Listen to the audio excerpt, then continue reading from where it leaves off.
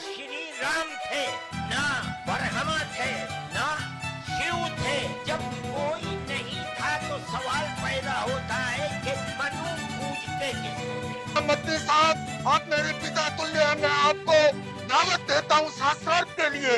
आप दिल्ली आइए, आप मुझे सहारनपुर बुला लेंगे, मैं सहारनपुर आऊंगा। दिल्ली के रामलीला मैदान में हुए जमेता उलेमा हिंद के 34वें अधिवेशन के आखिरी दिन अन्य धर्मों के धर्मगुरुओं को आमंत्रित किया गया। ये पहल सबको जोड़ने के लिए की गई, लेकिन ये कोशिश नाकाम रही और मौलाना अरशद मदनी के एक बयान पर बड़ा बवाल हो गया, जिस कारण मंच पर मौजूद जैन धर्मगुरु आचार्य लोकेश मुनि ने मंच से ही विरोध जताया और मंच छोड़ दिया, और उनके साथ ही अन्य धर्मों के धर्मगुरुओं ने भी मंच छोड़ दिया। आपको बता दें कि मौलाना अरशद मदनी आरएसएस चीफ के उस बयान का जवाब दे रहे थे जिसमें उन्होंने कहा था हिंदू और मुसलमान के पूर्वज एक जैसे हैं, जिस पर मदनी ने कहा कि हम पहले इस देश में पैदा हुए और इसलिए हम घर लौट आए, वो सभी मुसलमान भी हिंदू हैं। यह बयान अनपढ़ों जैसा है। अरशद मदनी ने कहा कि मैंने कई धर्मगुरुओं से पूछा कि जब कोई नहीं था, ना राम थे, ना ब्रह्मा थे, ना शिव थे, जब कोई नहीं था तो मनु किसे पूछते थे? तो कोई कहता है कि वो शिव को पूछते थे, तो बहुत कम लोग ये बताते हैं कि मनु ओम को पूछते थे। ओम कौन है? बहुत से लोगों ने कहा कि उसका कोई रंग रूप नहीं है, वो दुनिया में हर जगह है। अरे बाबा, इन्हीं को तो हम अल्लाह कहते हैं और आप ईश्वर कहते हैं।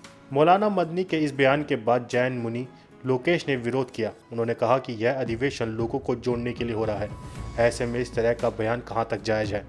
मुनि लोकेश ने मंच पर यही बात कही। इसके बाद वे कार्यक्रम से उठकर चले गए। उनके बाद दूसरे धर्मों के संतों ने भी कार्यक्रम छोड़ दिया। कार्यक्रम में मौलाना अरशद मदनी ने आगे कहा कि पैगंबर का अपमान मुस्लिम मंजूर नहीं करेंगे। मोहम्मद साहब के खिलाफ बयान नहीं दिए जाने चाहिए। भारत में अभी शिक्षा का भगवाकरण किया जा रहा है, ये उचित नहीं है। दूसरे धर्मों की किताबें थोपी नहीं जानी चाहिए, ये संविधान के खिलाफ है। इसके पहले जमीयत उलेमा हिंद के मौलाना महमूद मदनी ने अपने भाषण में इस बात पर जोर दिया था कि बीजेपी और आरएसएस से उनकी कोई दुश्मनी नहीं है। उन्होंने कहा कि लोगों के बीच धार्मिक आधार पर किसी तरह का भेदभाव नहीं होना चाहिए।